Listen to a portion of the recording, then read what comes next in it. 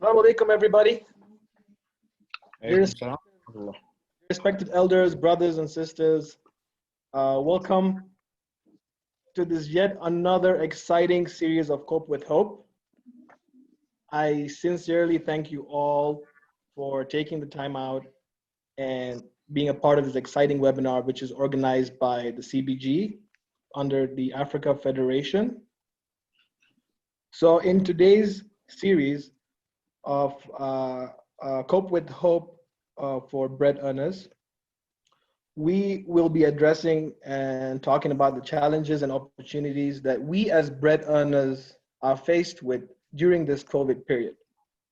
And with us today, alhamdulillah, we have a great team of panelists who have also taken their time out and come with a wealth of knowledge and experience for all of us to learn from.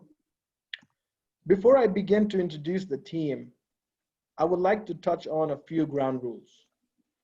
Number one, I humbly request you all to kindly mute your microphones in order to facilitate a smooth discussion.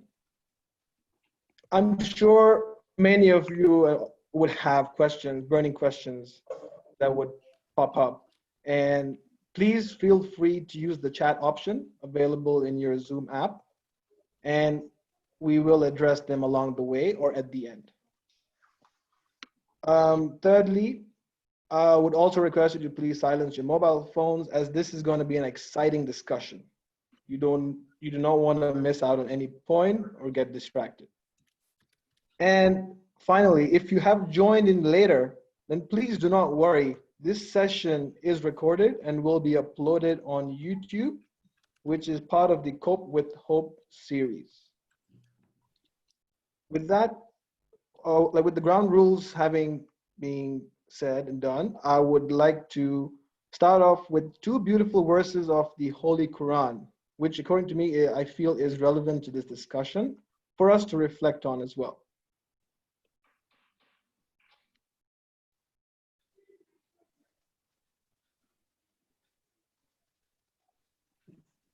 Ayah number 1. بسم الله الرحمن الرحيم وَمَن يَتَوَكَّلْ عَلَى اللَّهِ فَهُوَ حَسْبُهُ. And whoever relies upon Allah, then He is sufficient for him. Indeed, Allah will accompany His purpose. Allah has already set out for everything a decreed extent. The next one. Bismillah ar-Rahman ar-Rahim. فَإِنَّ مَعَ الْأُسْرِ يُسْرًا إِنَّ مَعَ الْأُسْرِ يُسْرًا. So verily with the hardship there is relief. Verily with the hardship there is relief.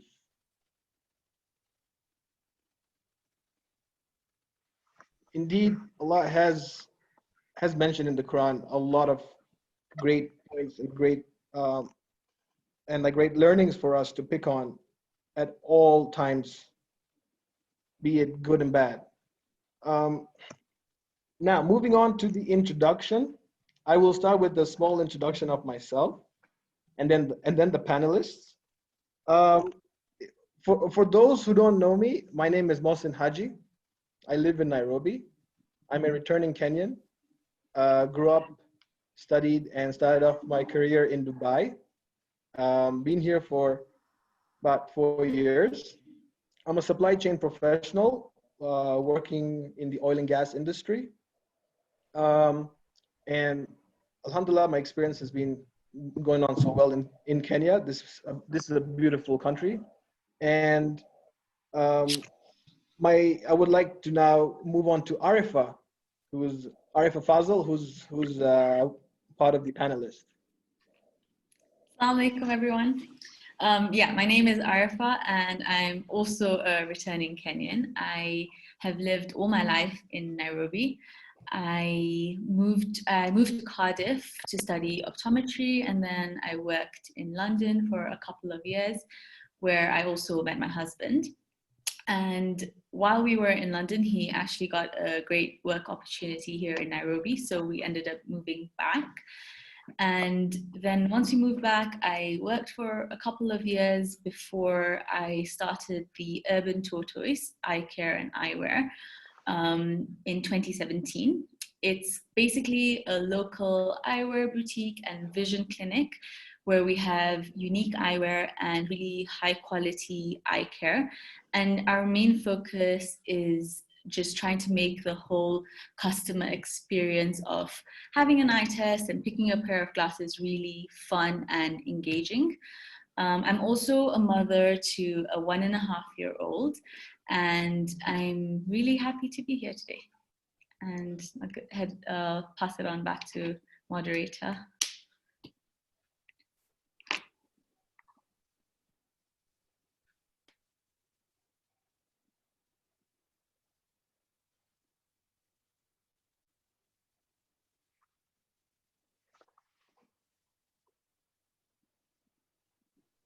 Thank you, Arifa.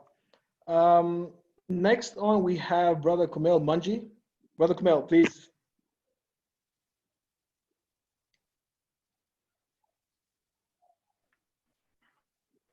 All right, everybody. Assalamu alaikum. My name, as the moderator said, is Kumail Manji. Based in Dar es Salaam, originally from Tanga. Did my early years of education in Tanga. Did my A-levels in Dar es Salaam. My first degree, the undergraduate degree, I did in industrial operations engineering at Ryerson University in Toronto, and my MBA with Warwick Business School in the UK. Based in Dar es Salaam, part of broader family business involved in manufacturing, trading and real estate, and I'm an investor, entrepreneur in financial services, education, furnishing, and a range of other areas. So yeah, happy to be here and hope to be able to share some insights. Thank you, Brother Kumail. Finally, we have Brother Inayat Abbas. Please, if you could introduce yourself, Brother Inayat. Assalamu alaikum, everybody. As Mohsen says, my name is Inayat Abbas Firdausi. I'm born and bred in Nairobi. I'm an electrical engineer by profession. I run an electrical firm. I'm also a mental health first aider, a coactive coach, and a mediator, civil, commercial, and marital. And looking forward to learning from all of you and sharing our knowledge with everybody. Thank you. Thank you. So as you guys have all heard the introduction, we have a great team of panelists tonight, and I would like to jump into our first area of discussion, where I want to bring in Sister Arifa to talk about more on redirecting business strategies, adapting business strategies to COVID times, where, because of this situation that we're in, we have to be dynamic. We have to, retune ourselves. So, Sister Arifa, from your experience and your wealth of knowledge, please, I want you to talk more about this and shed more light. Okay, thanks, Mohsen. So just to start off as like a holistic view, this situation is very unprecedented. So we have to accept the situation firstly before anything else. It's not something any of us have experienced before, so we can't look at it as though we've experienced it before. It's a very different situation. And we also can't just sit back and wait for things to go back to the way they used to be, because that might never happen. So we need to use this opportunity to really ask the right questions, right? We can't control what we can't control, right? So let's use this opportunity to adapt, yeah? Just as an example, let's say an employee has unfortunately lost their job, which is happening to a lot of people, unfortunately. But maybe that employee wasn't particularly happy in the job they were in. They were just there because, you know, it pays the bills. This is a really good time to kind of make use of that, make use of the time we have and channel our energy towards our passion. Try and figure out what we really want. Ask ourselves, like, what really drives us? Because from my experience, once you make your passion your work, you'll never feel like you're working. You know, everything will be, it'll be enjoyable. So that's one of the things I would say. And in this, and while you're trying to make your passion into a business, there's also a lot of resources available online, free resources available to tell you step by step how to do it. We have so much information. There's also, in terms of like funds and those sorts of resources, I know AFID has funds for small businesses, so that's also worth looking into. So that's more from now like a employee sort of aspect. If we move on to the business or the entrepreneur perspective, it's really time to shift our focus to think outside the box. We can't expect to be thinking the same way we were when we were doing things previously. And it's really actually time to innovate. So I'll give you an example. In our case, so we obviously have like a physical store, but when COVID hit, we decided we definitely have to have an online store. So we got our website up and running, everything, and it was great, but then we had to think about how do our customers engage with our products. Eyewear is the sort of thing that customers need to try on, they need to fit. It's a very hands-on experience. So we decided that we need to go a step further. And we basically introduced a free home try-on service. So the way it works is a customer will literally just go onto our website, pick a couple frames that they really like, and we would send them over to them in their homes, and they would try them on and see what fits. And that basically allowed the customer to feel comfortable purchasing online, and because they've tried it, they've felt it, they know exactly what they're buying. And from our point of view, it allowed us to have a sale that we probably wouldn't have otherwise. So it was a win-win situation. So we really need to take this time to, whatever situation you're in, asking the right questions is definitely gonna give you ideas that you wouldn't have thought of previously. So the other thing that I think is really important and I want to mention is around social media and technology. Like, it's a really important tool, and we could get customers to us who have never even heard about us just through social media. So some businesses might think, you know, this is the time to maybe hold off on the marketing, reduce the marketing, but in fact, it's actually the opposite. It's a time where we need to keep the communication going. You know, our customers need to hear from us. People who are not our customers need to know what we're doing. So when finally, even if they don't end up using the whole online way of purchasing things, when things kind of settle down and they're ready to purchase, they'll think about you because they've seen you on social media, you've been interacting with them, you've been putting up posts that they can relate to about the whole situation, you've had some humor here and there, so they can relate to you like on a human level. I think it's really important just to have that connection with your customers. And yeah, I think that's mainly the point I have. I mean, it's just to get the conversation started. But any questions at all, you can just drop them in the chat box, and yeah, I'll hand it back over to you. Thank you, Arifa. That was great. And also to stress on Arifa's final point, if you guys do have any questions, once again, please don't hesitate to just include it in the chat box and have it answered. Next, from the panelists, we have Brother Kumail Manji, who would now be touching on the finance and business management side of things from more of a financial management point of view. Brother Kumail, please, I would love it if you could shed more light and talk more about this. Thank you, Mohsen. So to add on to what Sister Arifa mentioned, I wouldn't call it advantage, but the most unique thing about the COVID situation is that unlike other situations in the past, it hasn't hit any individual uniquely. It is a situation that is basically facing literally everybody, your suppliers, your customers, your employees, everybody's going through it.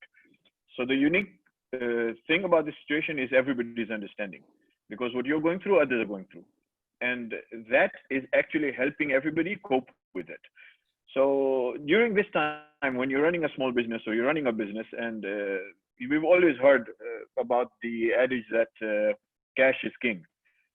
No time is it more true than when demand rises up the way it has during the COVID situation. Because obviously everybody, unless you're in the health industry or the essential items industry, you are struggling with demand right now. Everybody is going through that. So what do you do when you're running a business and you're finding yourself in that situation? So obviously we've heard about cost cutting across the organization. How do we do it? Let's go through some steps. One, everything in life, whenever you want to make a decision, use something that's known as the 80-20 rule. So for example, if you want to look at your revenues, 20% of your customers will be bringing in 80% of your revenues. Similarly, when you're doing cost cutting, you will realize 20% of your factors will be bringing in 80% of your total expenses in your company. So figure out what this 20% are before trying to cut every cost across the organization, because then you're dealing with 20% of the factors. It's much easier to deal with 20% rather than 100% of the factors, and you will be having a bigger impact in saving costs. So generally, you will find the majority of the costs will rotate around your rentals, salaries, and obviously your purchases. And of course, any financing that you have, debts, banks, etc. Like I said, the unique bit right now is that everybody's understanding. Most landlords, if you're reasonable with them, they'll be reasonable with you. If you go to a landlord and tell them, you know what, sorry, I can't pay, we'll see you, when we're up and running, then they will not be reasonable with you. But if you share out or actually sit and negotiate with them, that look, we're going through this situation, all landlords understand, they want to keep you as a long-term tenant, and they will be reasonable with you too. So one, sit with your landlords, negotiate with them, try and figure out a reasonable time frame before you can come back to your original lease amount. Secondly, most banks have been allowed by governments right now to actually be lenient with their lenders and their borrowers. And if you talk to your bank and tell them, look, I know I have an EMI that I need to maintain every month, but can you at least allow me to pay the finance bit and not the principal bit? That brings the total amount that you would need to pay to your bank sometimes to 10% of the amount while this whole situation is going on. So that's one thing that has really worked for many businesses that I know of who have negotiated their loans with their banks. Thirdly, employees. Look, this is your key stakeholder. If they are not there, you can do all you want, your business is not going anywhere. So be reasonable with them. They understand. Most employees understand what you're going through, the cash flow issues that the business has. They know it's a short-term thing, things will come back to normal. So talk to them while they take a haircut. Also make sure that when you expect them to take a haircut, but insist on normal hours and not allowing them to work from home, etc. I don't think that's a fair situation. So be reasonable with them, they will be reasonable with you. And obviously make sure that you create a safe space for your employees to work from. Remember, in this situation, some decisions like government lockdowns, etc., will be forced upon you. You need to work with your employees through that, and some are in your hands. And make sure that you're being reasonable, you're being measured, and you're being fair. Then you got the other stakeholders that are your suppliers. All right. Again, your suppliers are going through similar stuff that you're going through. Ask for discounts on the upcoming orders, and make sure that they give you some leeway to pay your outstanding. The one thing that many people have realized during this period is that depending on a single supplier or supplies from one region can make things very difficult during a crisis like this. So take an opportunity to reevaluate your supply chain. Make sure you have multiple suppliers that you're buying from, and you've got multiple regions that you're buying from, to make sure that anytime there's a future crisis like this, you're not in a position where your supplies stop. Finally, your customers. Remember, your customers like, again, I keep on repeating this, everybody's going through this situation.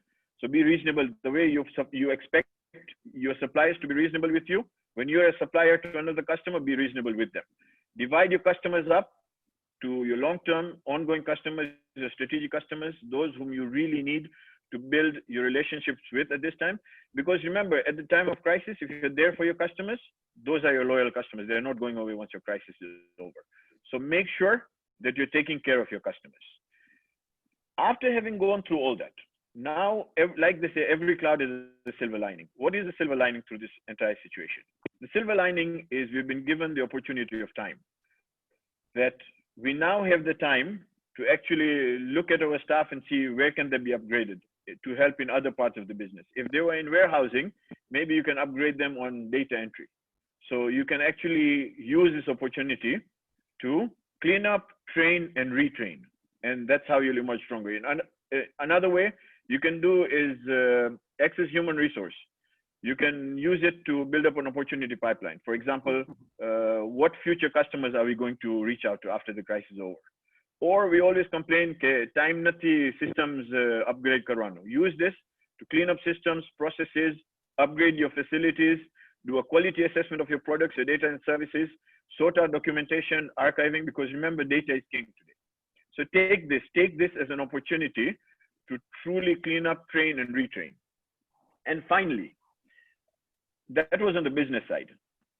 Take this as a huge opportunity to upgrade your own skills.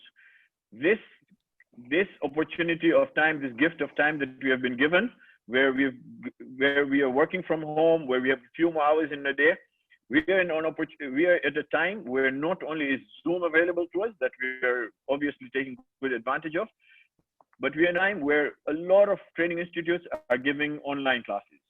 We are in a time where you got edX, you got Coursera, you got Udemy. For a fraction of a cost, you can get your skills upgraded. Go for it. Upgrade your skills in management, in accounting, design your own graphics, get a professional certification, upgrade your CV, so that when this crisis is over, your value to your employer, your value to yourself is increased. So remember one thing to end with, what COVID has done is has brought the whole world together to rise up and combat. And while you take care of your loved ones first, be available to share your skills and resources with broader society. It's among the greatest sense of satisfaction to be able to do that. And on a final note, I'll just put a note on the chat. A few friends of mine from Belgium have actually developed a tool that's called recovidme.com. It's got free downloadable templates that helps businesses go through what they call first aid and survival kits for businesses. So it's a wonderful tool to take up. With that, thank you, moderator. Over to you. Thank you so much, Brother Kamel. That was very insightful. From this, we hear that cash is king and data is king. From now, over to Brother Inayat, who I would like to bring in to talk more about the mental health well-being of employers and employees who are faced with this challenge and possibly an opportunity during this crisis, either from a work from home issue, or having that work-life balance at the moment. Brother Nayat, please, I would love it if you could shed more light on coping mechanisms and any other areas of mental health well-being that, from your experience, you have faced with, or you have come across. Thank you, Mohsen, Arifa, and Kamel for very insightful information. From a mental health perspective, it's important to understand that everybody, not only myself, everybody is going through some kind of extra stress. And one of the first things is to accept it's okay not to be okay. When we understand that, it first makes us feel, I'm not alone. Lots of us, and culturally, we've been taught not to talk about emotions. And when we don't speak about emotions, when we don't deal with emotions, a metaphor that comes to mind is building a dam. We're blocking water by building a dam, but that dam needs a lot of maintenance. It needs to be looked after day in, day out. And that's why sometimes when people are stressed, there's lots of energy being used in maintaining the so-called dam, and they will end up eating or doing other things. Eventually, sometime that dam will burst. So a good strategy is to learn how to accept things are happening, and we have competent people in our community who have been trained, who are available to help. The most important thing is there's no shame in asking for help, and it's the biggest stigma we have in our community is that we associate mental health with. In Kenya, in Nairobi, we have a hospital for the mentally retarded, and we take that as anything mental health. I have days with bad mental health when I wake up on the wrong side of the bed. So just accepting that COVID is doing this to us is a first big step. If I'm an employee, I'm working from home, I need to understand that when it's time to work, it's time to work. And if I am on a Zoom call with people, I mean, I attend a number of calls, and if a child walks in, it's okay. Everybody in the world is understanding that we're working from home. It's not worth getting stressed at my children because they walked into a call while I was online. Try and educate them, but if they pop in, it's fine. The other thing I'd like to ask people to really think about is, what do you want to be? And I'm not just looking at from Kumail's perspective. Kumail's given us the business point of view, but what do I want to be after COVID? Being meaning, do I want to be a grateful person? Do I want to be a happy person? We have been tested, and we have been told we will be tested. Whether we like it or not, we've been tested. So how about playing the cards we've been dealt with instead of crying? One thing I've heard pretty recently and a lot of times in Gujarati is Mara nasibu pa kutra mutri gaya.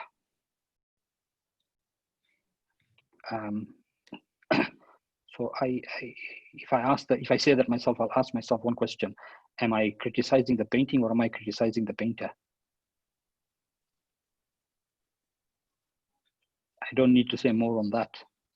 Am I criticizing the painting or the painter? And I'd like to talk to Kumail and Arifa. We'll have a chat around this because people are going through everything. What do you experience in your field, Kumail, when you have business owners? What kind of stress do they go through? Thanks, Inayat. So obviously the stress right now is just running out of cash purely from a business perspective. Everybody's worried about that. And it's a very real situation. And so I appreciate you bringing in the mental health side of it, because obviously people's work life and home life are not really disconnected. So obviously the pressures of work usually spill out at home, impacting family life, impacting your loved ones.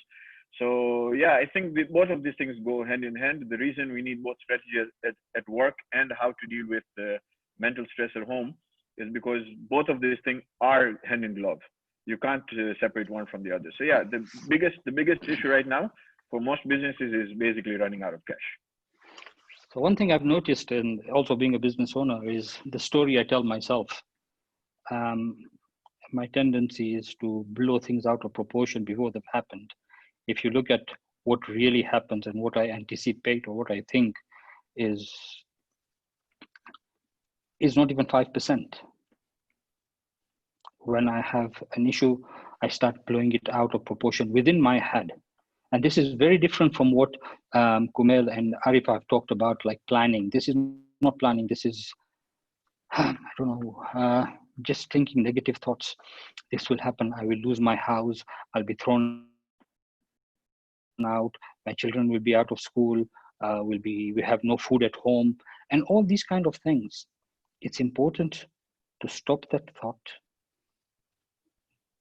And if anybody is having problems and cannot handle that, please reach out. Capacity Building Group has people who are trained under Fikrafia, and they are there to help.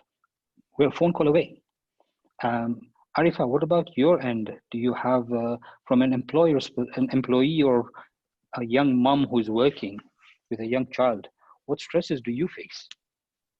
Yeah, so it's a good question. I mean, at this point, everything is so different. I mean, like my husband is working from home, I'm also working, my daughter's home. So just trying to manage all of that, like he'll be on a really important client call and he'll be like, here, make sure she doesn't make any noise. And I'm, trying to figure out how am I gonna sort out this supplier while also taking care of my daughter. So I think there are a lot of different challenges that we're facing. And I think one of the most important things is your support system plays a huge role at this point in time. Like you need to, when you're talking about your mental health and your thoughts getting out of control, it's really important to just stop and have that conversation with someone around you and just have that communication. So, and have that communication with that person around you so you can get that support and realize what you're feeling. Sometimes we're feeling something inside, but all these thoughts are just coming as a result of that. So when you stop and figure out what exactly you're feeling, you can find the best way to deal with it. I mean, at this point in time, all your suppliers and will decide to call you at the same time, asking for money at the same time. So it can get really stressful, but you just have to pause for a second and be like, okay, what is priority? How do I plan this out?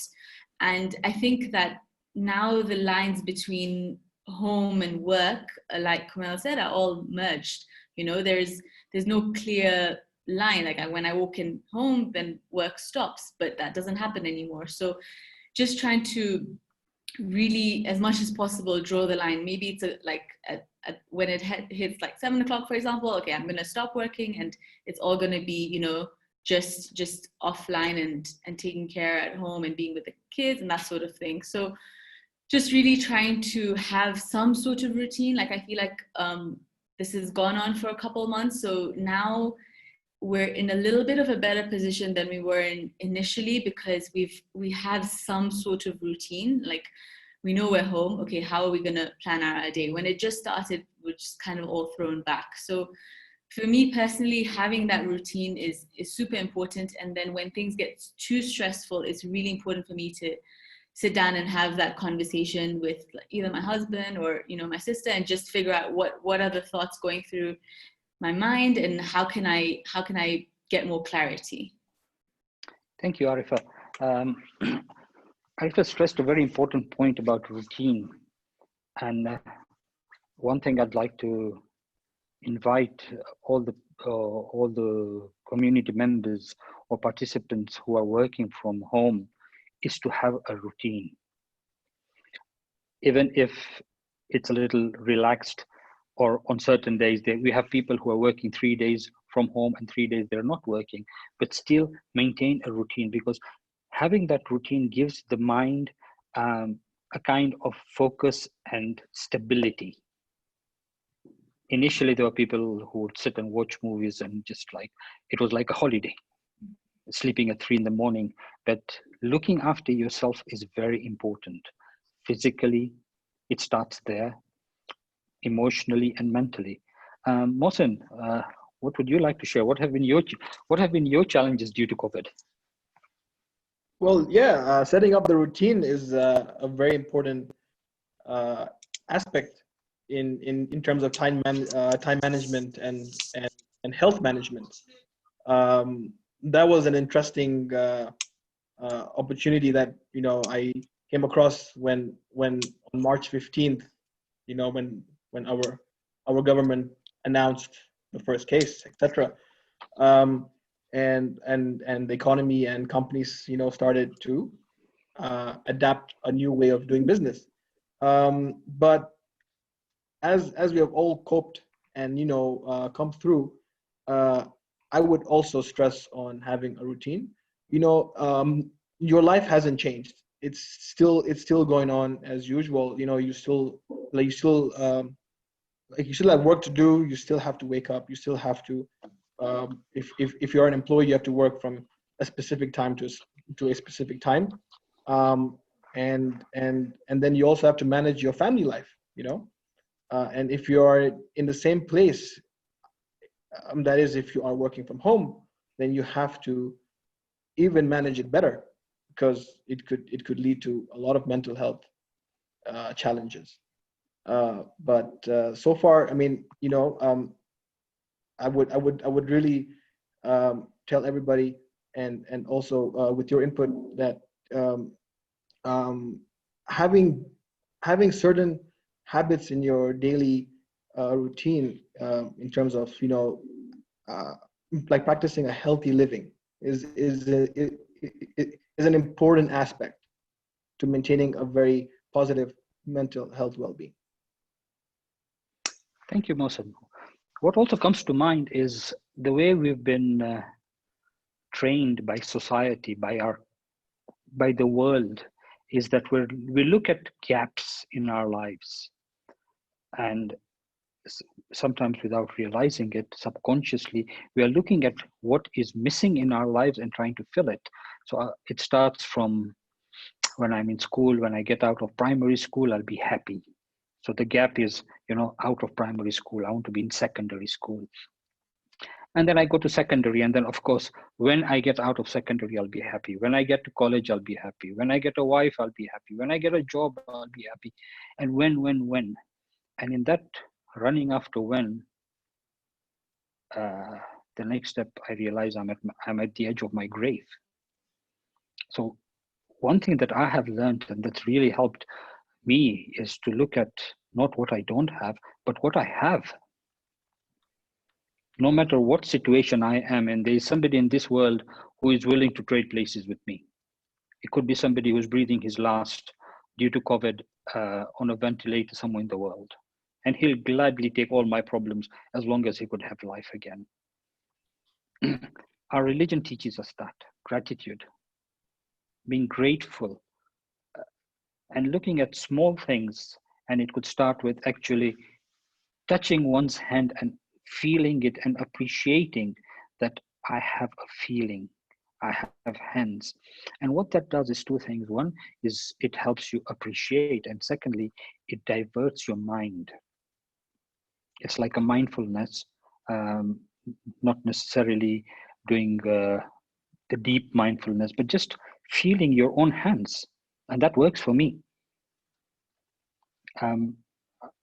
Kamel, anything you'd like to add on what other kind of stresses that business owners, or Arifa, please feel free to chip in. Yeah, I just had one thing on you know, as business owners and entrepreneurs, you can really get attached to your business. Like you act like the business is you. So if the business is not going well, then you, for example, can start blaming it on yourself. And that can really affect you mentally. And of course, right now, everybody's going through challenges with their business. So it's a really unhealthy practice to label the business as yourself. So it's one of those things that you kind of can be difficult to separate, but you really need to try and separate it so that you can focus on your health and your mental well-being. So for example, as just going back to the routine, one thing you said just made me remember that what I've been trying to do, especially now during COVID times, is just make a small note or take like 5 minutes to reflect on 1, 2, 3 things that you're grateful for. So like you said, it could be this, like something that's the smallest thing, but really is not, like the touch of your hand, or I mean, hot water, just a bed to sleep on. These things, if we can appreciate them, we will just be happier and more content in life. And then another thing that I felt has really helped is exercise, just doing some sort of exercise. Like it could be 10 minutes, 20 minutes, going outside, doing something indoor, watching a yoga video on YouTube, something as simple as that, but it will just change your whole day and make you feel like you're motivated to carry on to the next thing. So those are just the two things that I wanted to add. Yeah, and that's lovely. What you just said is culturally, sometimes we look at the business as an extension of myself. And if the business is not going right, that means I can come home and sulk and shout at the family. And now I'm sitting at home, so that means I can shout at the family the whole day. In fact, CBG have a webinar coming on the 3rd, that's day after tomorrow, on how COVID is affecting the family lives. So that would be an interesting webinar to attend and learn from. The other thing that comes to mind is we've been told in our religion to remember death. And when we look at that as an eventuality and really look at it, then I think at least I have learned how to be grateful for what I have. And separating the emotion from myself. So when I'm stressed, what I've learned to say is not I am stressed, but I've learned how to say I am feeling stressed. And small things like a haircut for myself, I've learned how to forego that. It took me 25 years to trust somebody to cut my hair, but I got there. Mohsin, any comments? No, that's great, Inayat, that that you got a haircut. I'm still. You know, he said that after he called you on after the haircut. Yeah, but Inayat, I had a question for you, Since us as human beings, we are social beings, right? We are social creatures, and we are so used to having the social life. How do you cope with not having a social life? For example, meeting up with friends, not being able to play sports. What alternatives? And this is not only for you and I. This is for everybody, Kumail and Arifa. What other alternatives have you created for yourself? I mean, one thing we don't people have not understood, or I feel people have not understood, is distancing is not isolation. If I'm not allowed to meet people, I mean, I'm looking at, I don't know, 80 odd people on right now. It's important to make use of technology or whatever is available. So if I don't meet somebody, I can still Zoom call them. I can make phone calls, WhatsApp calls, and still be social.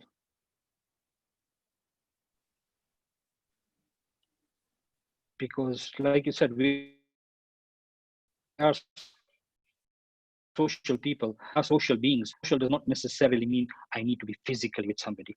At least this is social. On my screen, I can see 8 people. Kumail? Yeah, definitely. Your thoughts on that? I think. Yeah. Sorry, Arifa. Sorry. Go for it, Arifa.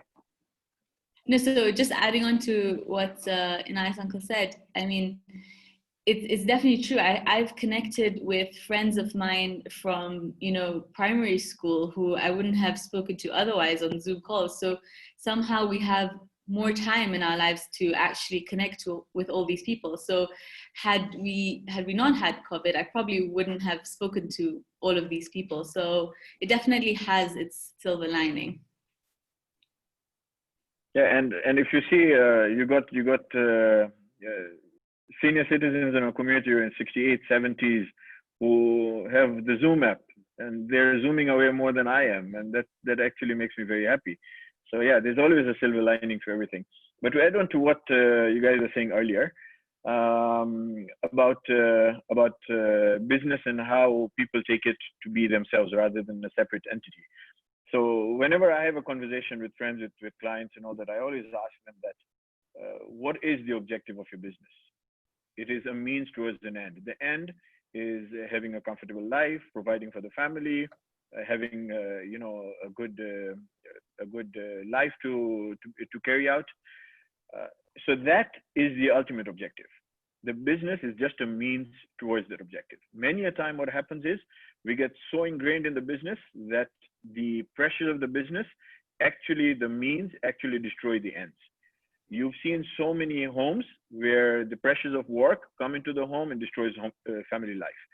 So that's one thing that we need to, there is actually a story I was reading that there was a person who had a tree outside his home, and he said, before I enter, I actually hang my problems outside the tree, and then I take them back when I leave. And that's a very good practice to have, because we forget that the objective of business is actually the family, not the other way around. On that note, one other thing that Inayat spoke about is remembering death and knowing that that is also something that as Muslims you're told to focus on and prepare for. From a business point of view, from an estate point of view, we also forget that because death is an eventuality, we also need to prepare for it, not only from a religion point of view, but even from an estate point of view. And since this call is about bread earners and all that, do something. When you go tomorrow, even do a simple Google search. There's so many templates out there. In fact, there's something I'm working on right now. I can share it later on. But just even Google a simple estate inventory or asset inventory. Because COVID has made us actually look death in the face, for lack of a better term. The reason we are all isolated is because there's a stark possibility that us or a loved one can go through that. Take that as a realization. Start listing down your net worth, your personal net worth, what is owed to you, what is owed by you, and make life easy for your family should something happen to you. So take the opportunity, take the little time that you have, and make that for yourself. No, thank you, Kumail, for that advice. That's very important. Another area where I would like to also bring about is the aspect of redundancy, people losing their jobs. From an employee and an employer's perspective, guys, what would each one of you talk about in regards to restarting the journey again, and as an employer, what would you how would you tackle that?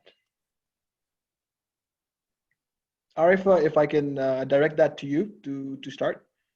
I guess I mentioned a little bit of this earlier on. I mean, from an employee point of view, okay, you've lost your job, right? So it's going to definitely take you a while to start to feel okay. But just basically trying to use this time to figure out what it is that you really want. Because there's no point trying to go and just look for another job that was it the same thing and it wasn't giving you any joy and you were doing it just to get by, because that just feels like suffering. So trying to just take a little bit of time to figure out what exactly it is that you're actually looking for.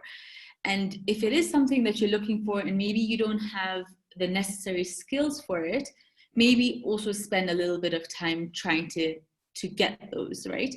So there's a lot of resources, like we said, available online, but there's a lot of people who can help you online as well in acquiring skills. So that's, I would say, take the route of trying to figure out what you actually want to do and what you're passionate about, because really it might be easier just to go in and get a similar job, but you're not doing yourself any favors, because it's not going to be enjoyable. So I would say that just to step back and have a look at what you're really after. And maybe, like, for example, for me, when I was working for someone, I just wasn't happy. Like I found it quite monotonous having to take instructions from somebody, and I just wanted to do things really differently and do my own thing. So I knew I would only be happy with the work that I do if it was my own thing. And as soon as I realized that no, working for anyone wasn't going to make me happy, I just had to figure out how to start my own thing. So what I'm really just saying is you just need to figure out what you want first, and then work towards, like, put down those goals and make them smaller goals and try and achieve them.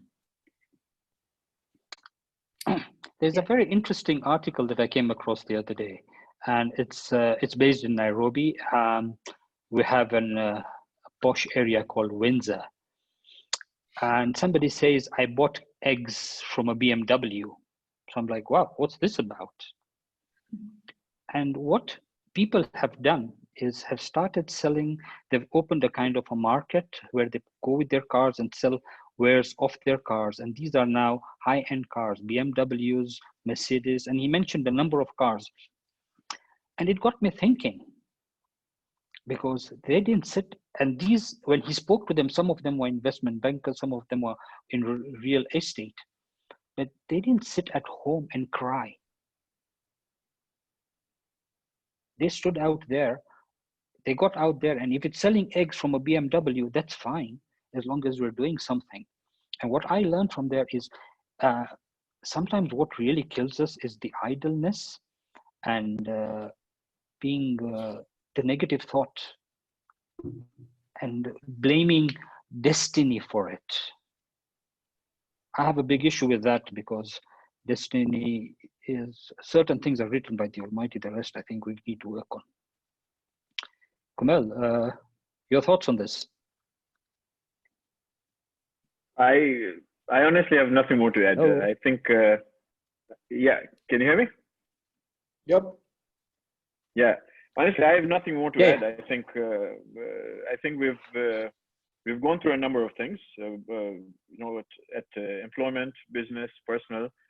The closing remarks from me. I know we're coming towards the end. At least the closing remarks from me would be: somebody met me a while ago and said that I asked him, "So what's going on?"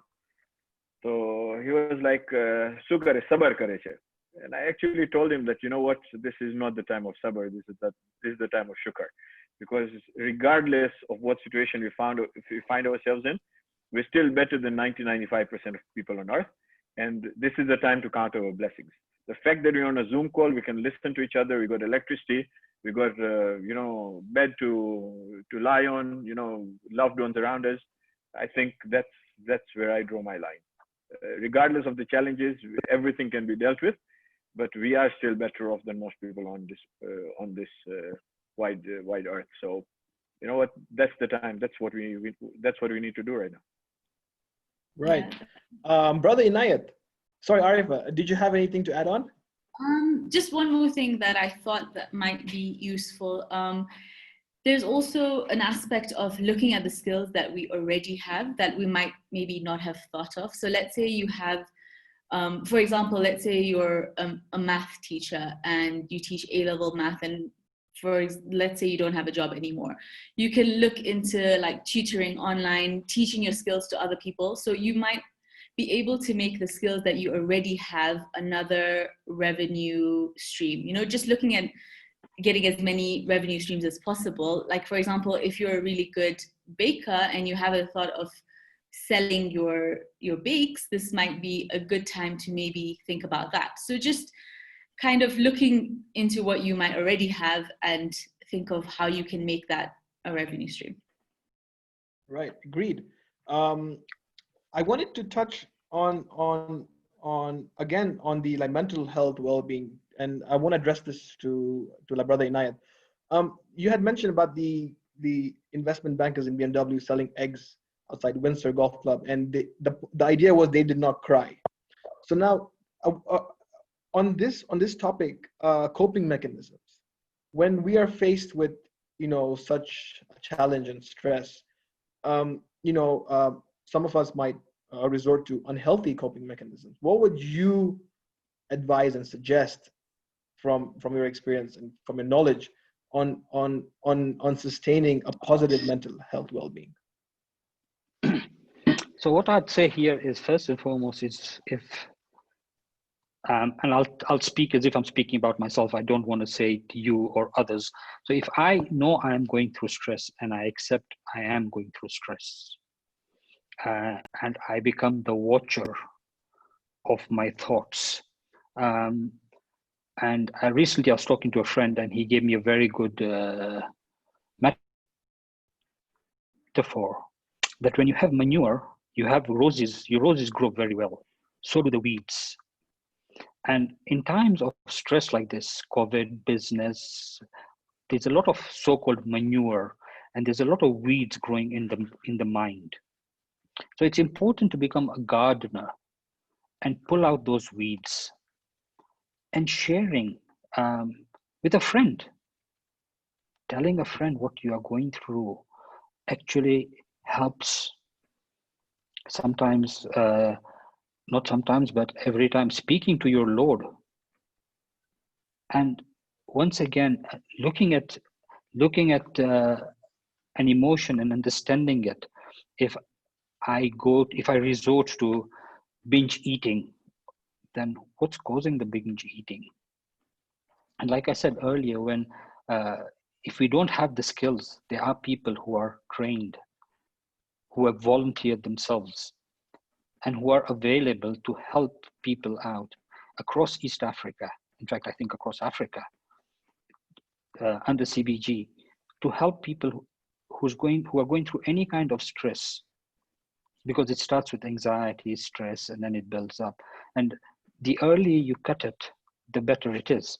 So pull out the weeds, be a gardener of your own thought. Look at your mind as a garden and see what are the roses and what are the weeds. And wherever there are weeds, pull them out. Right. No, thank you so much. That is beautiful. Sister Arifa, any thoughts on this? No, I think Inayat covered it. Right. Had one more question. Now this is addressed to I don't know if we would be able to answer this, but from a Jamaat and federation level, is there any and my brother Nayed, maybe you would be able to answer this in terms of economic development. Are there any plans in place to assist with youths, individuals who have lost their jobs? I know Brother Kumil had mentioned that there is a fund for SMEs, but on the contrary, is there like a little pool of network which is existing for youths that have a good skill set who have lost their jobs? Personally, I think the network has always been there and will be there, but it's informal. It's going and speaking to people and not saying what is the Jamaat going to do for me, but what can I do for the Jamaat, especially at this time when things are tough. If I have a skill set, I've lost a job, and if there's nothing else I can do, maybe I can, like Kumel said, data is king. Go and help the Jamaat clear up their data backlog or their archives. There is no plan that I know of right now where there's a setup that has been set up, but I'm pretty sure that when individuals decide to stand up and look at the silver lining of life, no matter what it is, appreciate that they have life, and open up their minds instead of having the narrow tunnel vision and looking at themselves as a victim, miracles happen. Mohsen, just to add on something very quickly here. I know we've come to the end of the call. What you asked about those who lost jobs and all that. My experience basic tells me this, that of course, during this pandemic, during this situation, not very many people, very few industries are employing people. But of course, when you plan out, you don't plan during the pandemic, you plan post the pandemic, right? So what I talked about upgrading skills, anytime before the pandemic, you would have gone to a business owner and you would have asked him that, you know what, I have a decent chap, well trained, he's upgraded himself well, is you know what, good ethics, good morals, really knows how to push himself. You know what, would you be able to keep him at work? And he'll tell you, "Mane va tran jana joiche." So the challenge is not about getting people jobs, but making sure that you are in a position that people will put you at work. So I think if there's one thing I could give from your question, is that just focus on yourself, upgrade on yourself, your soft skills, your technical skills, your ethical outlook, and then the job market is always open. Well, that is great. Thank you so much for that. Now we have almost reached the end of our discussion. I would like each one of you panelists to give us a takeaway note and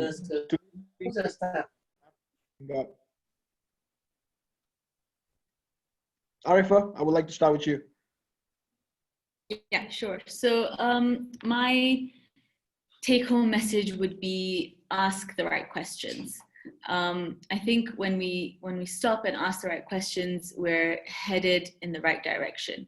So I think that's the most important thing I would say. It's just when things are not going right, just figure out what the right question is. Otherwise, you'll just end up with thoughts and feelings that are not helping you progress. Yeah, that's. Thank you. Brother Kumail? All right. So my final takeaway message is that what the COVID situation has done is has given us the gift of time. We always complain that we don't have time to do this, don't have time to study, don't have time to read. We have been given the gift of time. Everybody has a few more hours in a day. Everybody spends a little bit more time at home right now. Upgrade, upgrade, upgrade. Today, whether it is spiritually, whether it is from a technical perspective, make sure you're upgrading yourself, you're upgrading your loved ones, and you know what? That's my key takeaway. Thank you, Brother Kumail. That is very insightful. Brother Inayat, your final message? Like Kumail and Arif have said, there's so much more there. And what my takeaway or my last closing sentence would be, listen to the story you're telling yourself. Is that story helpful? What am I telling myself?